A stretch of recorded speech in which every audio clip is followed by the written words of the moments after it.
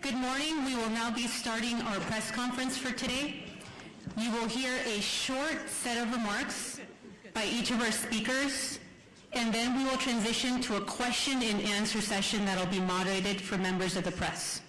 Our first speaker is Los Angeles County Board of Supervisors Chair, Catherine Barger. Thank you. I'm going to make my comments short because I know you want to hear from our fire chief and the people that are really have the information in real time. But let me just say, which are spreading our resources very short. One of the things that people ask me is, what do you want to convey to the public? And that is, heed the advice of first responders. When they ask you to evacuate, evacuate. This is not a drill. This is in real time. So I want to thank the City of Pasadena, who's opened up the Pasadena Convention Center for those impacted by the Eaton Canyon fire. I also want to acknowledge our faith-based partners. All Saints has opened up their church for those that are evacuating the Pasadena area. But again, it's important for us to recognize that while the firefighters are there to protect structures, life is first and foremost frontline. We need to make sure that people heed the advice of our first responders.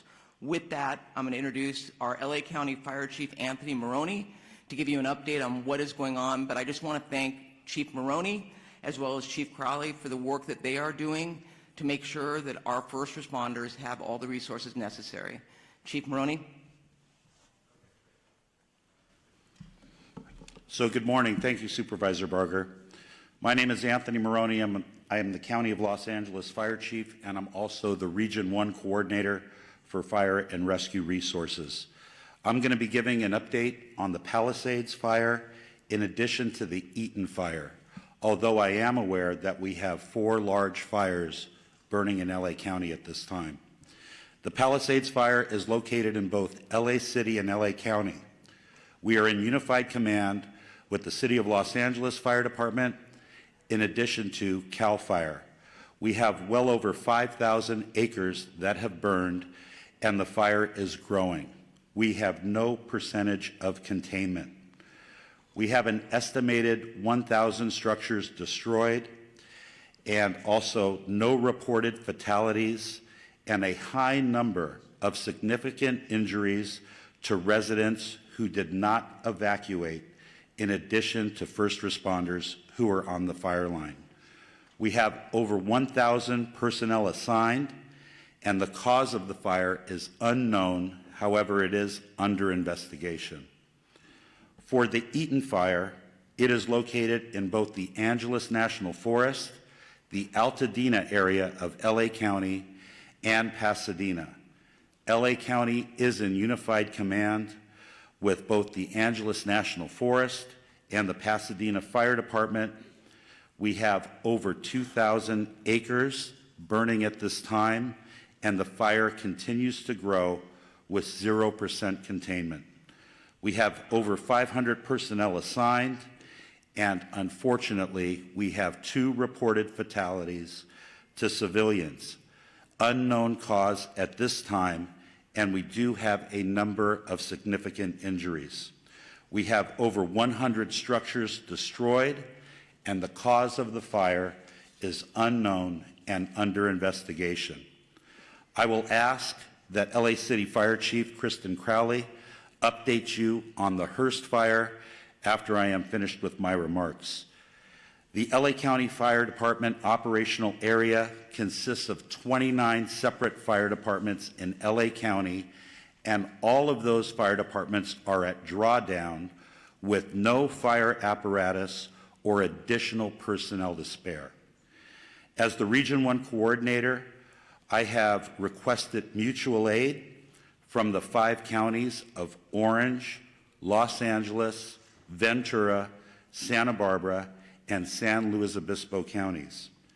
Additionally, last night, I contacted the State Office of Emergency Services and requested 50 engine strike teams. 50 engine strike teams is composed of 250 fire engines and over 1,000 personnel. We have also requested resources from out of state, as well as Northern California. Thank you to the first responders from Nevada, Oregon, and Washington State that are already on the road coming to LA County to assist. Lastly, the National Weather Service has predicted a continued red flag weather event with strong winds and low humidities, placing all residents of Los Angeles County in danger. To all of our viewers, please prioritize your safety as well as the well-being of those around you as we come together to continue to get through this widespread disaster. Los Angeles County firefighters will remain on the front line until we reach full containment, and we ask that you keep all of Los Angeles County in your thoughts and prayers. I would now like to invite up Los Angeles City Fire Chief Kristen Crowley to give her briefing. Thank you.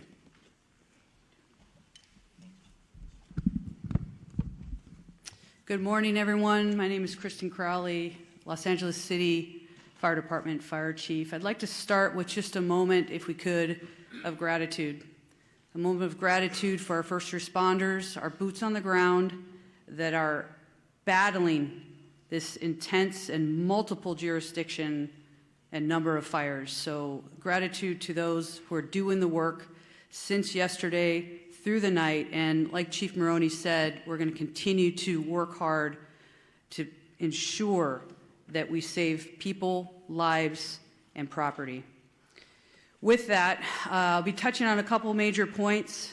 With the Pacific Palisades fire, we know that it continues to demand a significant amount of resources and attention. A second major brush fire, now referred to as the Hearst Fire, has erupted in the Sylmar area of Los Angeles.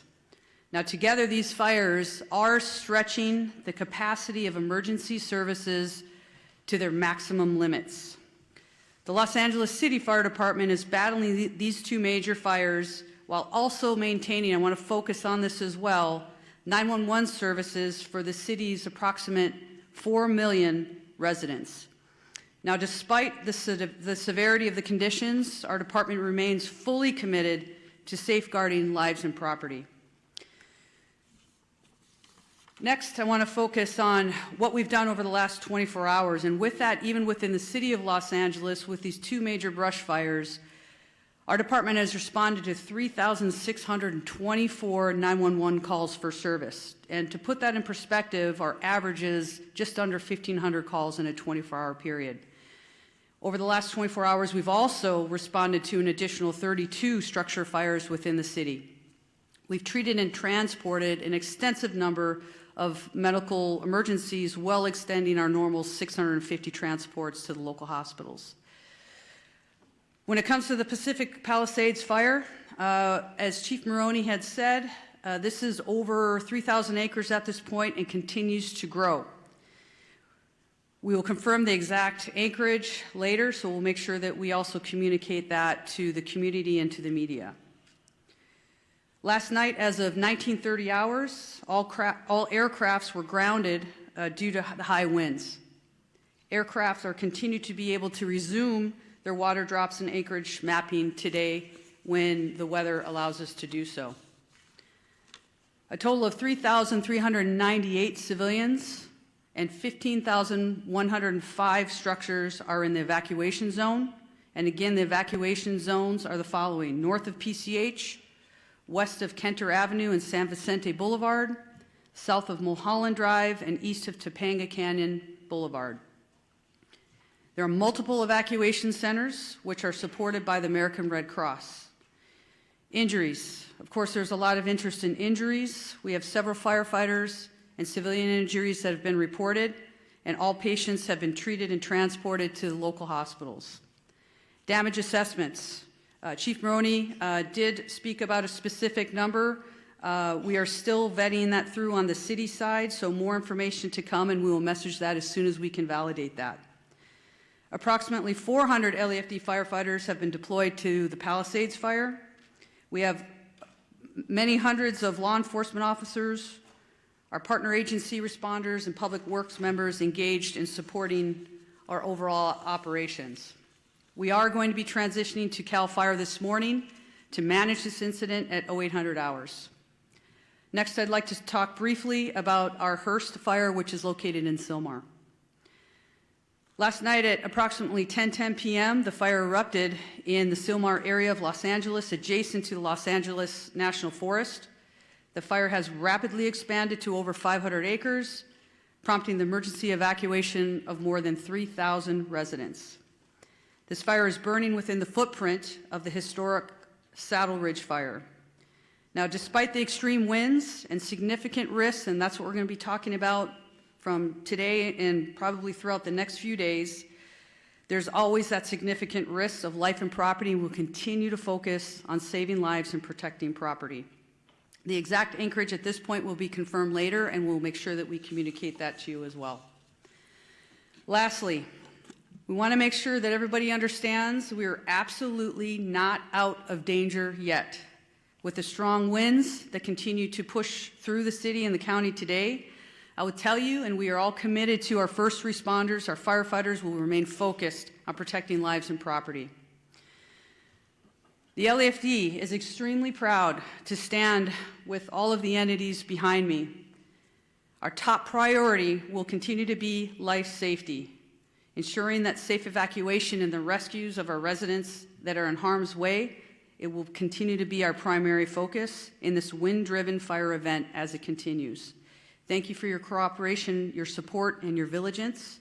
And today, we will continue to stand with our partners to protect everyone. Next up, I would like to introduce Sheriff Luna. Thank you. Oh, sorry. Next up. Oh, we moved it. Okay. Yes, we're just moving around, having LA Unified Superintendent Alberto Carvalho, please. Thank you very much. Good morning, everyone. Thank you, Chair Barger, county and city leadership, in addition to the leadership of our first responders and our great community for the very, very important work you continue to do to protect our community, protect the assets, and first and foremost, the health and well-being and lives of members of our community. Los Angeles Unified is the second largest school district in the nation, representing the interests of 540,000 students and 75,000 committed employees. We make decisions regarding closure of schools in a very methodical and science-driven manner. So after a great deal of consultation overnight with experts looking at the data and considering the fact that air quality conditions deteriorated significantly overnight, we have made the decision to shut down a number of schools, particularly in the eastern part of our school system. I will define what those boundaries are.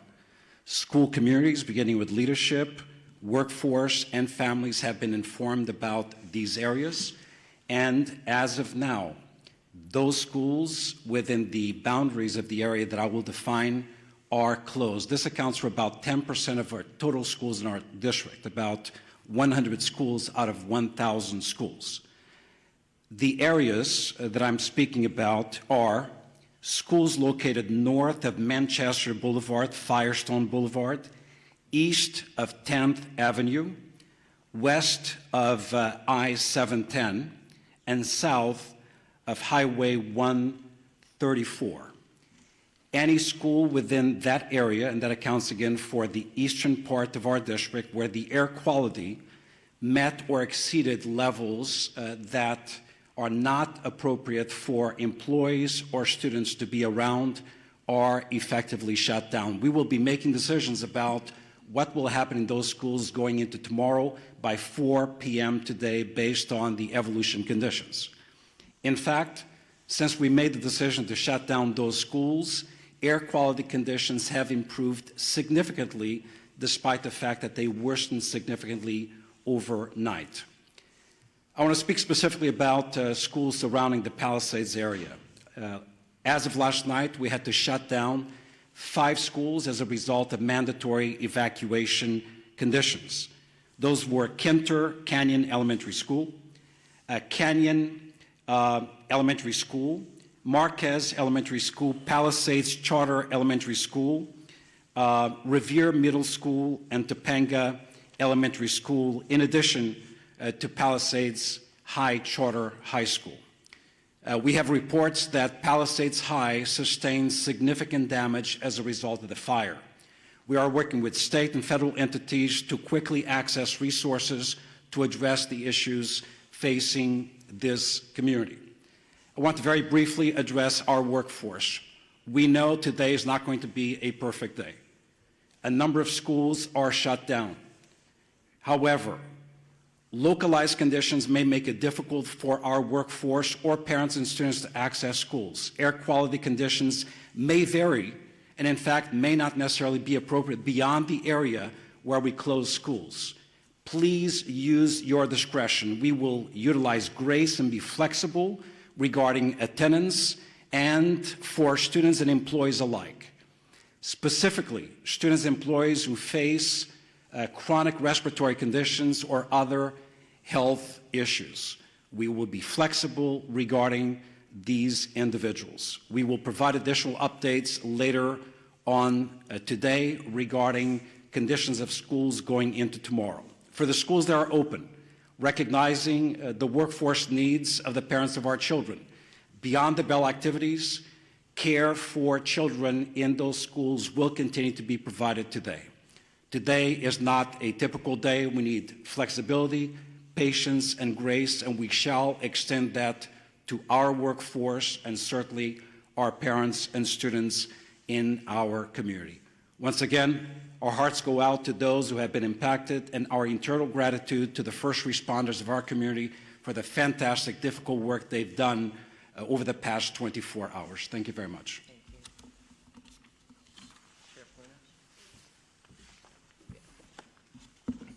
Morning. A lot of information to pass on, but please know this.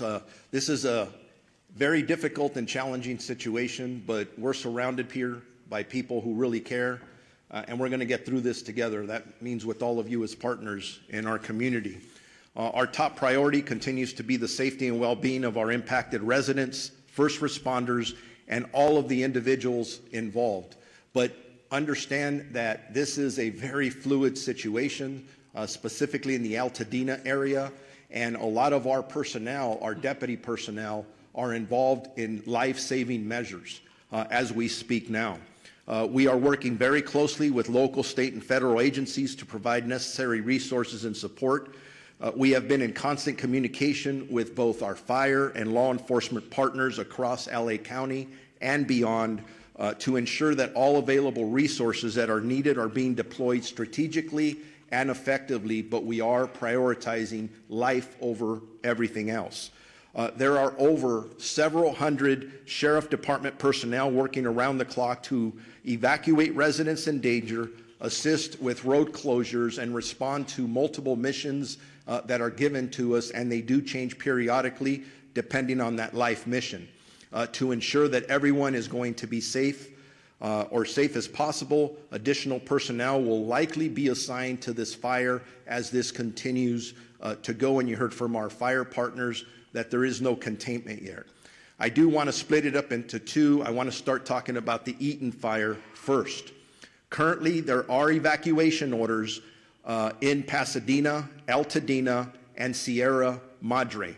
Evacuation orders, there are approximately 32,500 residents under evacuation orders and approximately 13,186 structures that we deem at risk, and that could grow. Evacuation warnings, approximately 38,600 residents are under evacuation warnings and approximately 14,342 structures are at risk. At 4 a.m. this morning, the evacuation orders did expand to parts of the city of Duarte, Monrovia, and La Cañada. And again, we continue to assess that. That's evolving. That's going to change. So I encourage you to consistently pay attention to all sources of information so you're ready to go when you are given that order, if that does come.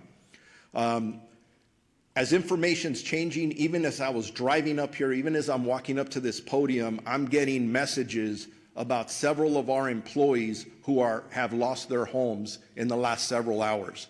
I don't know how many. because we are still gathering that information. But we all live here in Los Angeles County, so we are impacted. So we're going to make sure that within our department, we're wrapping our arms around our employees just like we do with community members. Again, as I was coming up here, I did find out that we did have 2 fatalities in this area. I don't have any specifics. There is a lot of damage out there. We're still in the process of doing these assessments, trying to still save lives. So this information is going to change. The Altadena Sheriff's Station itself was evacuated, and it was at least limited on fire. There was some fire at the Altadena Station, but we did have to clear out all of our employees out of there. I'm hearing some miraculous stories, and they're just barely coming in, of our deputies who were trying to evacuate the Altadena Station, and then residents were running up from different locations around there asking them for assistance in getting them out of their structures. And from what I understand, they were barely able to get people out before these structures started burning. There's just heroic stories of what our deputies are doing out there from last night and this morning. I want to make sure people know deputies are working to assist residents who are evacuating and continuing to make evacuation notices as we're speaking. They are securing areas that are evacuated, and it's always sad when I have to say this, but part of our responsibility is to make sure that no one loots or steals from our residents, our community members who are already being impacted. And I'm sad to report we've made 2 arrests this morning for looting already. So if you are thinking about coming into any of these areas to steal from our residents, I'm going to tell you something. You're going to be caught, you're going to be arrested, and you're going to be prosecuted. Don't do that. Stay out of these areas. It's only for emergency workers and people who live there. We are, at this point, unable to clearly determine the extent of damage at this point because the conditions are rapidly evolving and the destruction needs to be assessed as the daylight hours have come forward. I do know that I've lost at least 1 sheriff's black and white to a fire. Thank God that the deputy is okay. But deputies continue to be on patrol throughout the road closure areas to ensure evacuation areas remain closed to the public. All schools in the Pasadena Unified School District are closed. There is a road closure at Altadena Drive from Allen to New York Drive. For those in need of shelter, please head to the Pasadena Convention Center, located at 300 East Green Street in the city of Pasadena, and we're working with them in Unified Command and in partnership as well. For animals, there are established shelters at Large Animal Shelter Rose Bowl Stadium at 1001 Rose Bowl Drive in Pasadena, Small Animal Shelter Pasadena Humane Society at 361 South Raymond Avenue in Pasadena. I'm going to switch gears now to the Palisades fire that we've been heavily involved in with our partners, again with LAPD and LA City Fire and everyone else that's up there working. As of this morning, the fire was still burning in that area. That's impacting our residents. Evacuations are in effect, continuously in effect, for the city of Calabasas, the city of Malibu, Los Angeles City, Pacific Palisades, and unincorporated area of Los Angeles County and Topanga Canyon. Evacuation orders are approximately 37,000 residents under evacuation orders and approximately 15,000 structures at risk. Again, that's specifically for the Palisades fire. Evacuation warnings, approximately 20,000 residents are under evacuation warnings and approximately 6,500 structures are at risk. There have been minor injuries, and our partners at the fire department have talked about those, and several, unfortunately, structures that have been lost, and we're still assessing those. Bear with me, I'm almost there. There's a lot of information, very important information. There are several road closures which can change rapidly. The 10 freeway at Lincoln Boulevard, southbound PCH at Las Flores Canyon, southbound PCH at Topanga Canyon, Coastline Drive at southbound PCH, westbound PCH to Entrada to eastbound closed from PCH and Malibu Canyon. We have established shelters up for that fire in the following locations: Westwood Recreation Center, which is at 1350 South Sepulveda Boulevard in Los Angeles, Pasadena Convention Center, which I already mentioned, we can go there. 300 East Green Street in the city of Pasadena, and El Camino Real Charter High School, 5440 Valley Circle Boulevard in Woodland Hills. Animal shelters, large animals, LA Equestrian Center at 480 West Riverside in Burbank. Large animal shelter, Pierce College, 6201 Winnetka Avenue in Woodland Hills. Large animal shelter, Rose Bowl Stadium in Pasadena. Small animal shelter, Agora Animal Center. And small animal shelter, Pasadena Humane Society as well. We've got to take care of our pets. As I wrap up, a reminder, and you've heard it from several of us, you need to be prepared. If you are in a warning area, make sure you have your essentials, your important paperwork, your medications, things that you can take, your phone charger to survive for at least a week. But if you are told to evacuate and given an order, there is nothing worth your life. Please listen to the police and fire officials that are out there and be prepared to evacuate. If you have more questions or there's about evacuations, evacuation centers, or road closures, go to lacounty.gov/emergency or our Sheriff's Department social media. Now it's my honor to introduce my partner of the Chief of the Los Angeles Police Department, Jim McDonald. Thank you very much. And as you look at the group assembled behind me this morning, each of those and everybody we represent who's out in the field all have families. Many are impacted directly by the fire, but they leave those families to come and try and be able to help everybody else who's out there. So I owe a debt of gratitude to everybody who is putting it all on the line for everyone else. This is a tragic time in our history here in Los Angeles, but a time where we're really tested and see who we really are. And it's critical that at these times we be patient, that we come together, that we focus on saving lives and to be able to do the very best job we can, so when we look back on this, we know that we did what we could for others. I look at the people who were out there on the line last night. The winds were like something that I have never seen before. Firefighters, police officers, deputies, they're out there sheltering in their vehicles, their trucks and their cars, so that they don't end up getting burned from the fire that was being driven by 75+ mile-an-hour winds. They were there until they could get out of the car and go back to doing their work. As you can imagine, a very difficult circumstance to deal with. These are, as I mentioned, unprecedented conditions, but also unpredictable. As the fire continues to spread and pop up in different locations, none of us know where the next one is going to be. So I would ask you to be vigilant, to look at your neighborhood, to talk to your neighbors, to have everybody on board so that if they see something start up, that we get on it very quickly. We get fire resources out there as soon as we possibly can, because with these winds, once it starts small, it'll be very big very quickly. And so I would ask for everybody's help, cooperation, and vigilance in that role. As you've heard before about evacuation, that makes the difference between living and not. And so I would ask you to take these warnings, these orders to evacuate very seriously. As you've heard over and again, be ready to go, pack what you need up, but then please comply with these orders. Then we don't give them, put them out lightly. When we believe that you're in the path of the fire, we're going to order that evacuation, and we really, really need your compliance on that, because if we have to send people in to try and make rescues, those people are putting their lives on the line directly for something that could have been avoidable. Sheriff Luna mentioned looting. That's something that we also have to watch out for. That is incredible that we'd even have to talk about that during these tragic times. But we are going to take that also extremely seriously, and we will follow up with that in the strongest way possible. As far as traffic goes, that's something that we're used to dealing with here. This will be an extra test of gridlock in many places due to people not having access to their normal routes.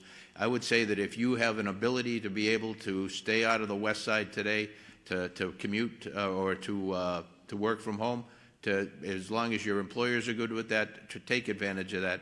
The air is very tough today for particularly those who are challenged medically. If you can stay home and work from there, I would recommend that.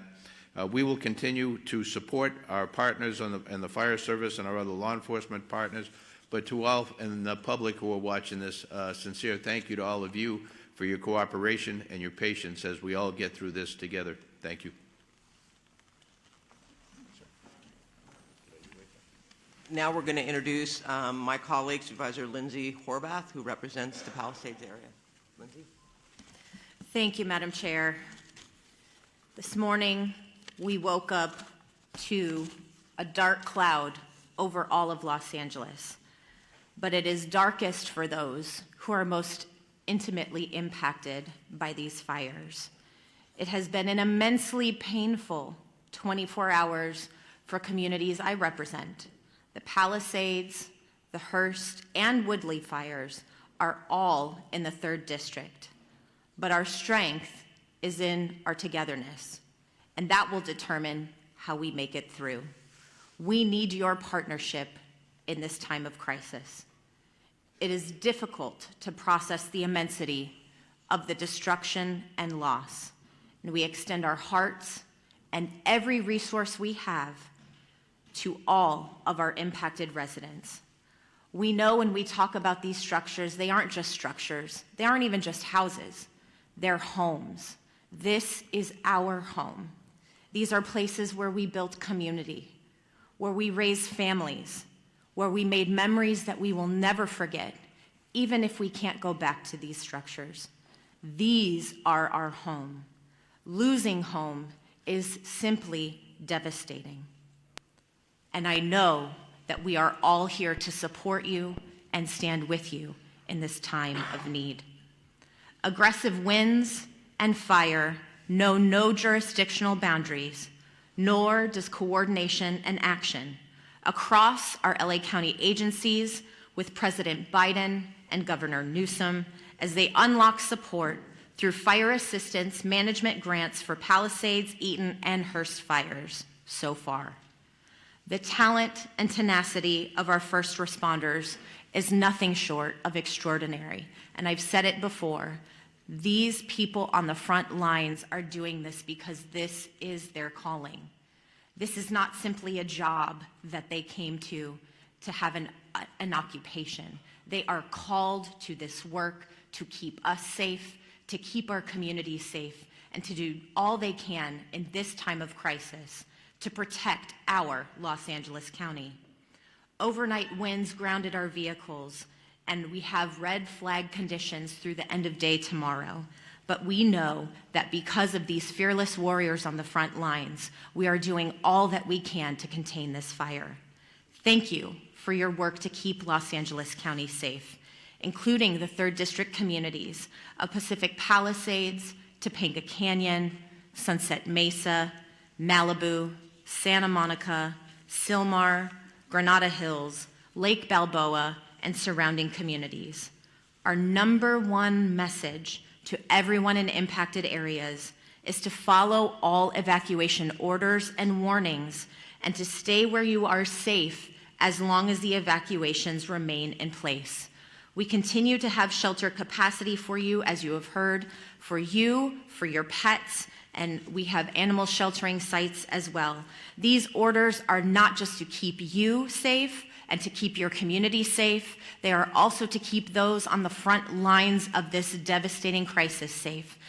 And the longer that you wait to evacuate, the more you are putting people in danger who are putting their lives on the line to protect your homes. Please don't do this. Please evacuate. There is also an evacuation order in Santa Monica, the northern border of the city to San Vicente. The warning is north of Montana to San Vicente as well. We have an evacuation order as well as a warning there. Barry J. Nydorf Juvenile Hall is in Sylmar, and that is under evacuation warning because of the Hearst fire. Our probation department has evacuation plans in place should that move to an evacuation order from a warning, and our priority is to keep our youth in our care safe. Santa Monica Malibu Unified School District has closed its schools today, and as you heard from Superintendent Carvalho, LAUSD has a variety of updates. We have heard from our state insurance commissioner as well, and while this is still quite early in this emergency, we do have some initial guidance from his office for evacuated households on reimbursable insurance expenses, with information to be found at insurance.ca.gov. Obtain a complete copy of your insurance policy, take note of additional living expense limits, track additional expenses, document conversations with your insurer or adjuster, and don't rush any decisions. If you have any questions, call 800-927-4357.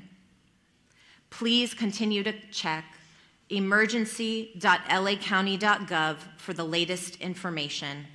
And I know we will see brighter skies by working together. Los Angeles County will continue to be unrelenting in our response, and I know we have only the finest on the front lines fighting this fire. It's our duty to see them succeed. Thank you. All right, now we are going to hear from LA City Council President and Mayor Pro Tem Marquise Harris Dawson. Thank you so much. Good morning, everybody. On behalf of the City of Los Angeles, I just want to begin by thanking and recognizing and acknowledging the great work of our first responders, especially the men and women of the Los Angeles Fire Department, who last night we all witnessed doing heroic work in the face of grave danger. Last night was one of the most devastating and terrifying nights that we've seen in any part of our city at any part of our history. Fire literally jumping roads, taking out structures, and our public safety professionals created an environment where injuries were kept to a minimum, fatalities were kept to a minimum, and we wake up this morning with a renewed spirit that we can defeat this fire and move on to a brighter day. I want to also acknowledge the two members of the council that are with us today that represent the areas of the fire. Councilwoman Tracy Park of the 11th District, who's I think probably has about 90 minutes sleep by my count, because every time I looked on the television, you were there knocking on doors in neighborhoods, in community centers, at the shelters, making sure the community was okay. And then an absolute professional, someone who, since I've been on the council with her, has had to fight a fire almost every year. And so is a pro from the San Fernando Valley, the council member from the 7th District, Monica Rodriguez. And again, all the men and women, the firefighters are in the front, but our DWP workers are out there making sure we don't have additional fires from power lines, and countless folks, DOT, making sure the flow of traffic stays so that folks who want to evacuate can do so, are out there as well. So there's literally thousands and thousands of people working together to make this work. I want to announce a few more closures to add to the school closures that we heard and the closures that the sheriff and the supervisor read to us. Griffith Park closed today, including Lake Hollywood. Runyon Canyon closed today. The Los Angeles Zoo closed today. The Hollywood Reservoir closed today. The Hollywood Sign closed today, as well as all the roads through the Sepulveda Basin in the San Fernando Valley. So nobody should be going those places today anyway. I will amend what Chief McDonald said. Not only if you're on the west side or in the valley, anywhere in this city, if you can stay off the roads, please do so. I live in South LA, a long way away from the fires. Visibility is less than 1 block because of the smoke. So if there is not a good reason for you to be on the roads, we ask that you leave the roads open as possibly as you can to the public safety professionals that have to do their work and will lead us out of the crisis that we face here in the city of Los Angeles and the county of Los Angeles today. Also, lastly, just grateful for the work of the President of the United States, kicked in for us late last night, who happens to be in Southern California. The governor was with us in the Pacific Palisades last night and has helped out. And a range of municipalities around the county and outside the county have come in to help where they can, and we're extremely, extremely grateful for their help in this time of crisis for our city and our county. And with that, I will ask the Director of the Office of Emergency Management for Los Angeles County, Kevin McGowan, to come to the mic. Thank you for the introduction. I'm Kevin McGowan. I'm the director with the LA County's Office of Emergency Management. As my partners up here have said before, we're facing a historic natural disaster, and I think that can't be stated strong enough. This is not a normal red flag. We've been in partnership with the National Weather Service for days prior to the arrival of this severe windstorm. There's been amazing communication by the National Weather Service, and they should be acknowledged for all of the communication that was put out days in advance. What's critical about that is it partnered all of our public safety and emergency organizations throughout the county to begin preparations for this. And a lot of the successes we saw over the last 18 to 20 hours is a direct result of painstaking preparations that had gone into place for the last 48 to 72 hours. We still have a long road ahead of us. Our county is known with wildland fires. We just finished working on the Franklin fire.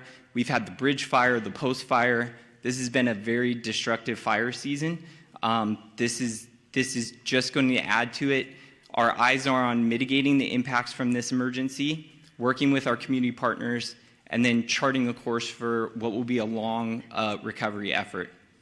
With that, I would like to introduce our Department of Public Works for LA County Director, Mark Pistrella. Good morning. Thank you, Kevin. My name is Mark Pistrella. I'm the Director of Public Works for Los Angeles County, the largest public works department in the United States. We're coordinating across the area with all our partner agencies, including, of course, primarily the City of Los Angeles, in addressing this event today. I'm going to talk a little bit about what our focus in terms of infrastructure, and then I'll move on. Before I do that, though, I do want to acknowledge all of the residents that have either lost a home or who are being evacuated. I do personally understand what that is about and understand what kind of fear that can put into you. One thing I would recommend to you before you leave that home, if you want something to do, is to close that home up tight, close any openings, completely tight to the home, and make sure that access is open to the fire department in the event that they want to come on and do work on your property. That's one thing I've learned through the years is important. So right now, LA County Public Works is focused on water supply, the road safety and transportation system, and preparing our flood control system for the inevitable post-event, which may be flows of debris and mud. With respect to water resources, there's been quite a bit of talk in the media about the water system that we're using for suppression. So let me make the following statement. There have been quite a bit of comments over social media about the local water supply and its impact on firefighting efforts. There is collaboration across this region. Over 200 water retailers serve the region.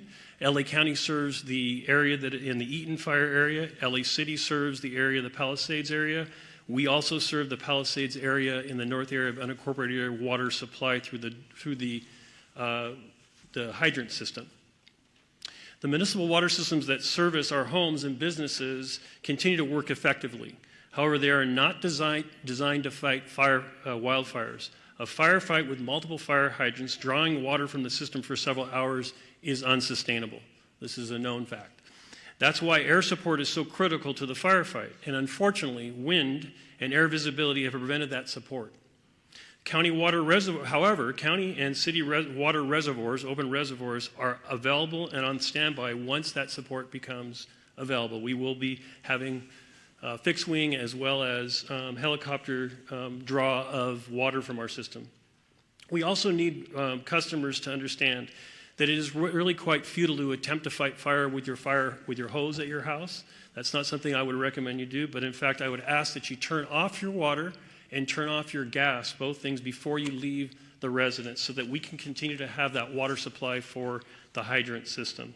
The transportation system is operating with many, many closures. Those closures are meant for evacuation as well as fire suppression efforts. So we're asking residents not to abandon vehicles in streets, to not park vehicles in streets, but to leave those vehicles on your property, And we ask that you drive very carefully because we also have the other event of wind right now. And we have numerous signals out across the area. So we need people to drive very consciously in the street system. And then the third piece in the road system and in our homes is the wind is causing massive tree fall. We have numerous, over hundreds and hundreds of trees that have fallen in the area already, and we expect more of that to occur.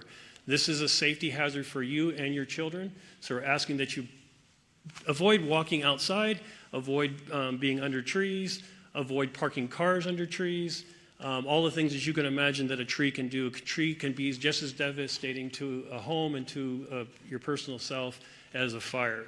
So please be aware that the wind event is going to continue and the infrastructure is in place to do with that. We are currently preparing to remove that. We are removing trees as they fall where it's safe to do so. There will be a mass debris removal system put together that the county is coordinating, but we would be removing and working with the cities to remove the mass debris that's going to occur not only from the structures that have been damaged, but all of these trees that are down. So please, one of the things is make way for our utility workers who are in support of the very brave firemen and sheriff and police force that are out doing their job. We are in full support of them. So lastly, on the flood control system, this is just a quick note that yes, in fact, we will have a lot of debris. The flood control system has been impacted, that covers the entire region by the fire. In fact, many of our facilities have been burned. One in Eaton area, Eaton Yard, where there is a debris dam there, and its facilities are currently threatened. We are looking at that and want to raise up those systems. As we enter into post-fire, our department will be available to do a review of your individual properties to make sure that you're safe from debris flow as another event that may occur in LA County. With that, I'm going to happy to turn over the microphone to my partner from the Department of Water and Power, the General Manager, Janice Quiones. Thank you, Mark. I am Janice Quiñones, CEO and Chief Engineer for LADWP.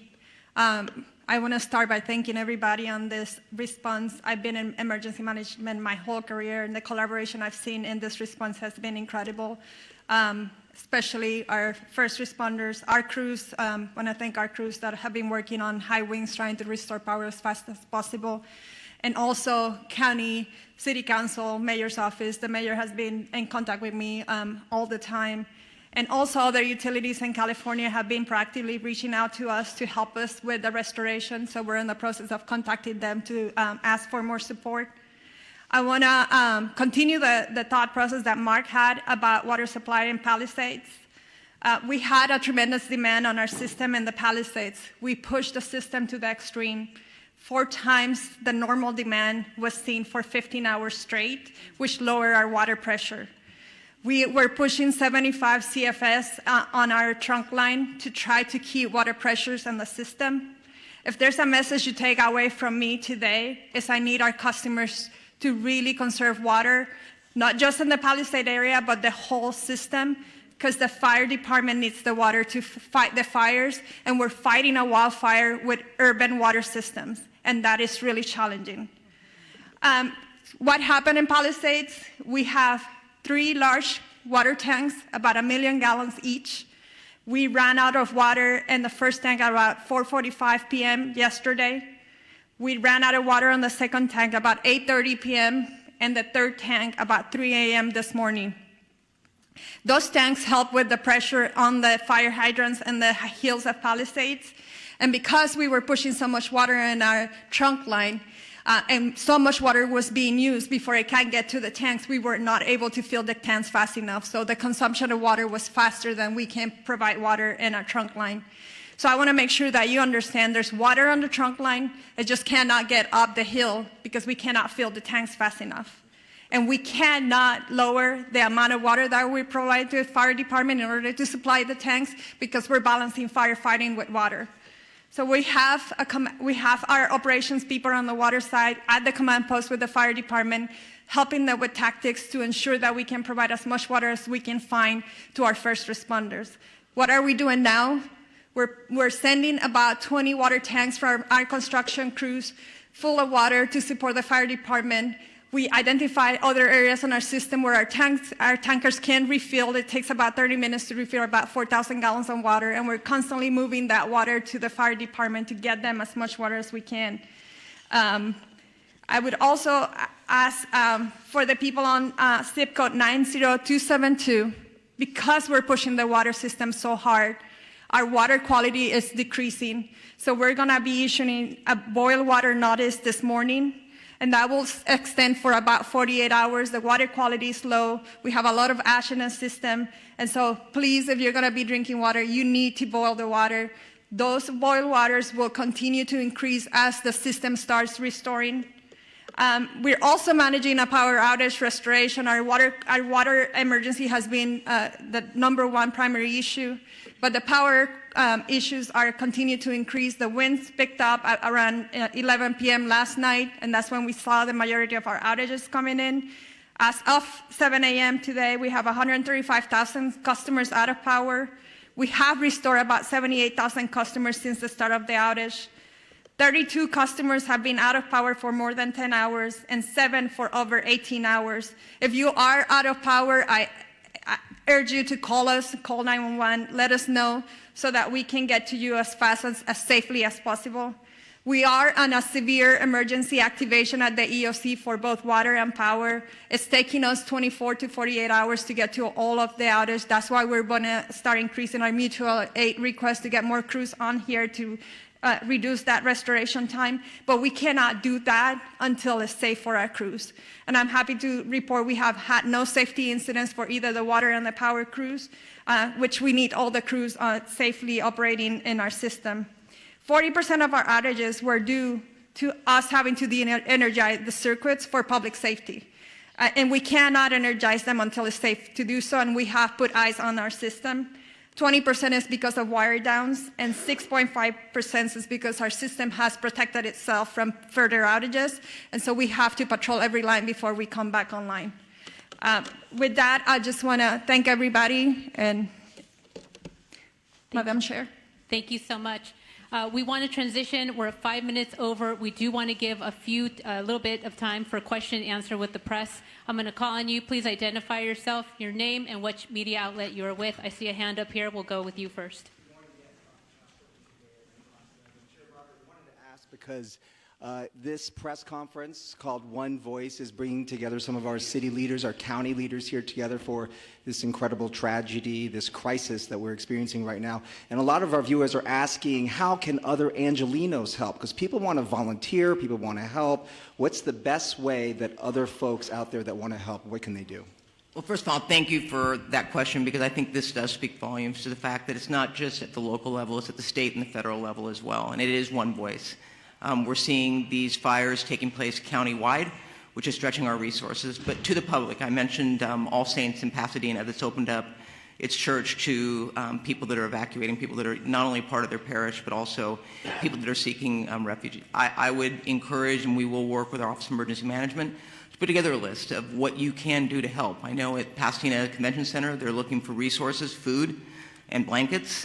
Red Cross is putting that together, but we can always use more. So this is the time for us all to come together. I mean, we're trying to wrap our heads around just getting this fire under control, but make no mistake, we will put something together so that people can offer their support. You are seeing the goodness, and I know Supervisor Horvath mentioned it. With all these horrific stories you hear, you also hear stories of people that are doing amazing things to help their neighbors and their community. Thank you for that. I'll go ahead in the green shirt.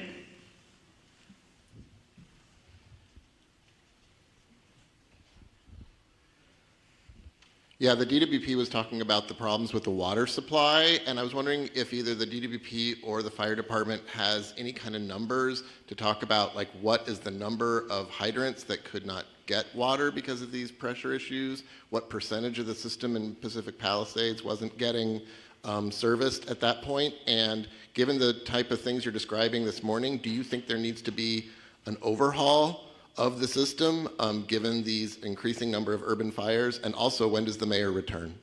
And name and media outlet, please. David Zahnizer with the Los Angeles Times. Thank you. So, Chief, please correct me if I'm wrong, but we were trying to keep water at all altitudes on the Palisades, and I think about 3 in the morning, that's when the hydrants went dry above the Brentwood area.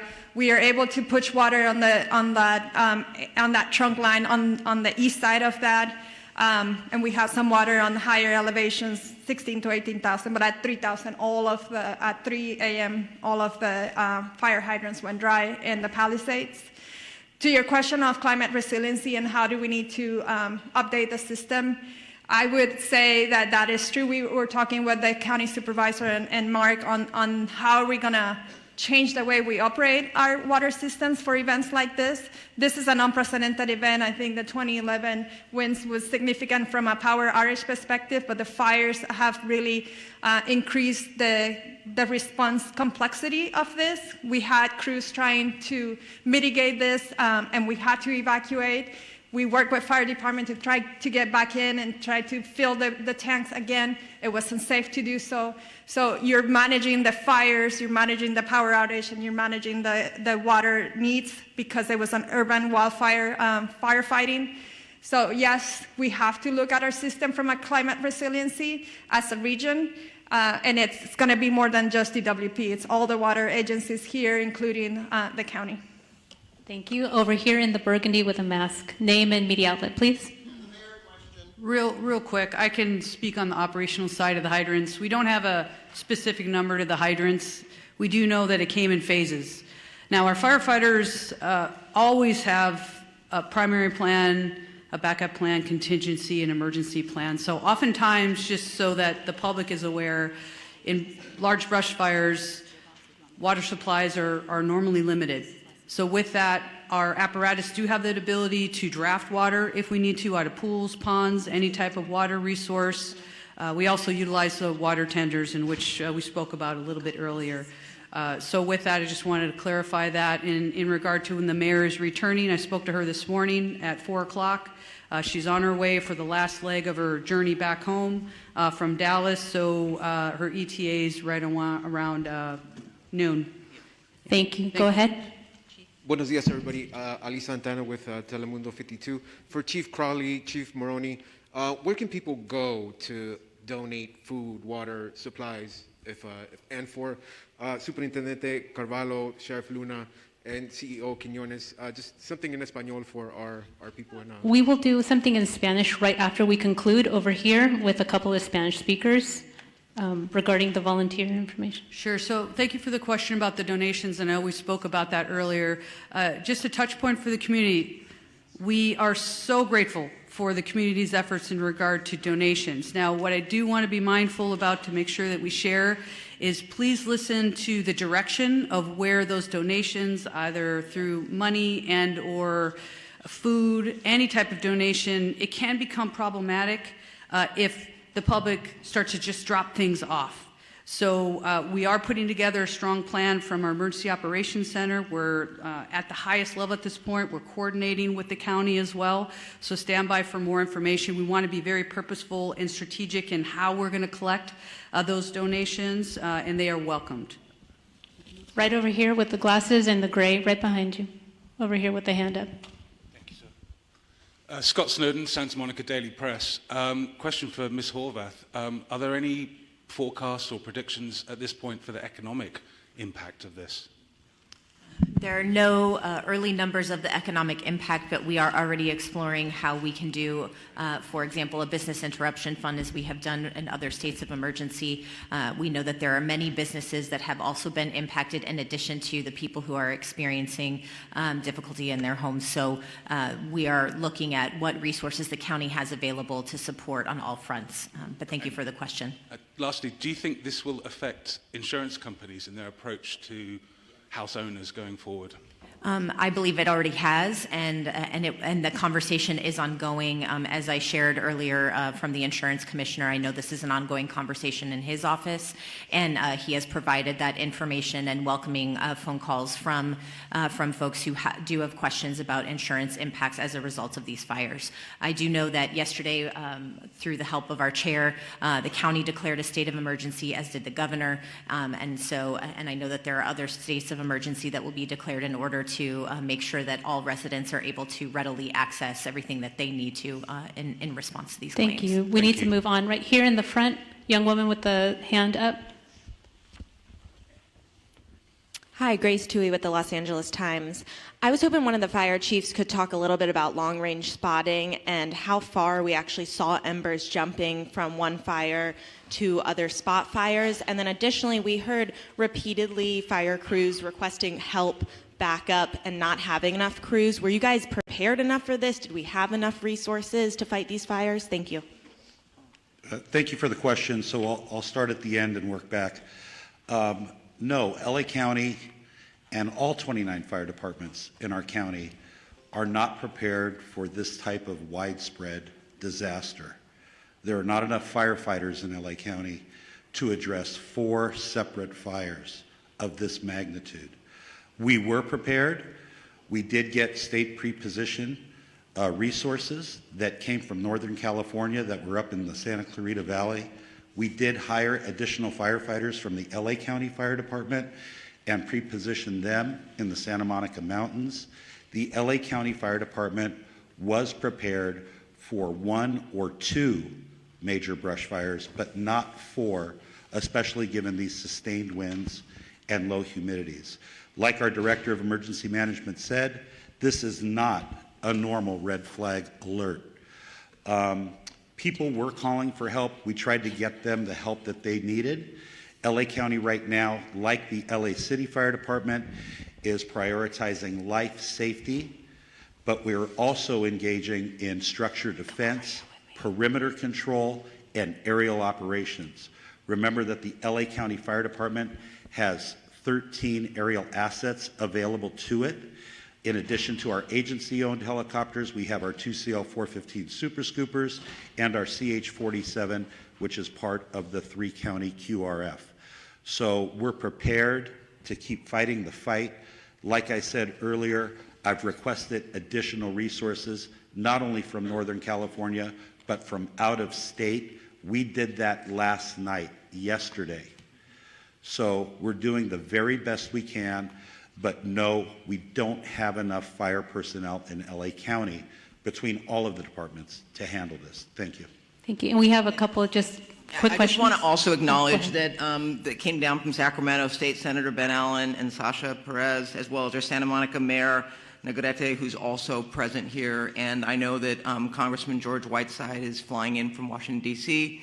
He represents the Sylmar Santa Clarita area, and so we appreciate you all being here.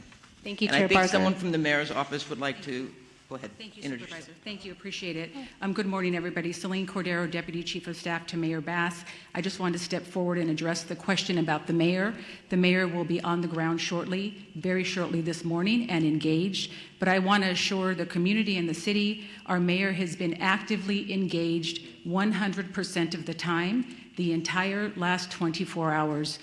Throughout this unfortunate event and crisis. The mayor has been in constant communication with our chief of police, our fire chief, our council president, our law enforcement partners, our Supervisor Barger, thank you, and our county partners. So I just want to stress she has had 100% access the entire time that she's been traveling and been actively involved in the decision making. So thank you very much to all up here, and the mayor looks forward to meeting you very shortly this morning. Thank you for that. Over here in the green shirt. Good morning. Stephen Coleman, KABC. You mentioned 4 fires. I'm aware of 3. Could you describe and characterize the 4th fire? County fire? Yes, I can speak briefly on that 4th fire was a Woodley fire, which is approximately, it was a smaller fire. We threw a lot of resources at it. It is under control at this point. We'll push that information out to the media so you have the very specifics, but we're calling it the Woodley fire. Yeah, it was in the Sepulveda Basin. Yes, sir. Thank you. Last question, then we'll have one-on-ones. Hi, Samantha Norris, San Fernando Valley Sun. I know the Hearst fire is one of the smaller fires here, but can somebody speak more to what resources are being deployed to that fire? And for people in the Sylmar area, what are the evacuation zone areas, any closures, and where those people can go in the area? Hi, good morning. Councilwoman Monica Rodriguez from the 7th District. Last night we evacuated 71 horses from the Stetson Ranch area. The fire came up quickly, and so thankfully they were safely evacuated to the Hanson Dam Equestrian Center. As we indicated, this is a very dynamic situation, and the lack of aerial support is making it that much more challenging for firefighters to be able to fight these fires, whether it's in the Palisades or any other part of the county. And so it's critically important that people heed the evacuation orders. In the Sylmar community, Richie Valens Rec Center in Pacoima is available for the evacuations. Currently, there is 80% vacancies, so there's still capacity for people to evacuate there.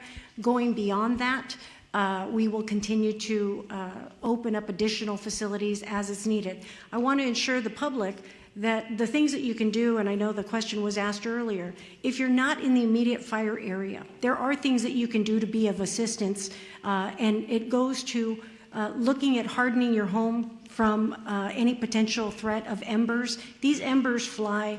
They can go for a couple miles. So we want to ensure that they do everything to create the defensible space in their homes if they're in the adjacent areas. Again, staying off the roads to the greatest degree possible. More importantly, reducing your water usage at this time. Because there is no aerial support, all of our water is being heavily demanded upon for these firefights in all parts of the county. So these are the proactive measures that people can be taking to be of assistance immediately given the needs of our first responders. If you have downed power lines, report those to 911. We can also report all outages to 1-800-DIAL-DWP. And most importantly, for trees that are down, because we know we have a lot of road blockages, our Bureau of Street Services, for the City of Los Angeles, all of our street services crew and public works crews are out there doing that work as well, and they are part of our first responders. We want to make sure that everyone's reporting those to 311 so that we can keep the roads cleared for everyone to have the greatest amount of access for our fire personnel. But most importantly, for the adjacent equine areas, because I know in the Hearst fire, we're concerned about the spread right now. There's a lull in the wind, but we're concerned about the potential spread to other equine areas. We want to make sure that we launched our early evacuation for horse keeping areas in the Northeast San Fernando Valley, and I want to continue to urge the public in these adjacent areas to please be prepared with your bags, with your important documents, to be ready to be prepared to potentially heed the call for evacuation. Thank you. Thank you very much. We're over time. We're going to... Just one clarity as well, so you have some of the statistics. It started at 10:10 last night. The latest acreage we have is 500 acres. We're working closely with our partners, which are the Los Angeles National Forest. We have a rep over here behind us, so we can do some one-on-ones if you want more specific, but we are unified with them. Also, the good news is, through the heroic efforts of our crews working through the night last night, our overall objective was to keep that fire so it did not overpass the 5, did not cross the 5 at this point. We were able to hold it to that point. But again, the winds are back up. We're working really, really hard there to make sure we maintain that. And we're going to continue to work really, really hard with our partners. Thanks, Chief. Yeah, I don't have too much more to add, but I will share that the Los Angeles City Fire and the Angeles National Forest went into unified command immediately when that fire started. And that fire started in an area we're well exercised, known as the mutual threat zone.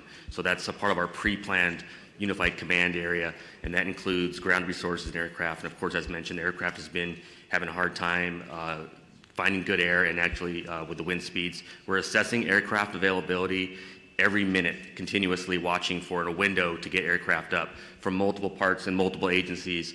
The Angeles National Forest aircraft and the air tanker base that services the Southern California areas in Lancaster under the U.S. Forest Service, and they're watching for opportunities to launch aircraft. But last night, the winds out in the Antelope Valley were just as bad as they were here in what we call the Front Range. So we're still struggling to get aircraft in the air. Yes, sir. Robert Garcia, Fire Chief for the Angeles National Forest. Thank you. We are wrapping up our press conference. We will have one-on-ones and a short for Spanish media. If you gather right over here, we will have Sheriff Luna and also LA City PIO with Fire David Ortiz. So Spanish interviews right over here. to my right.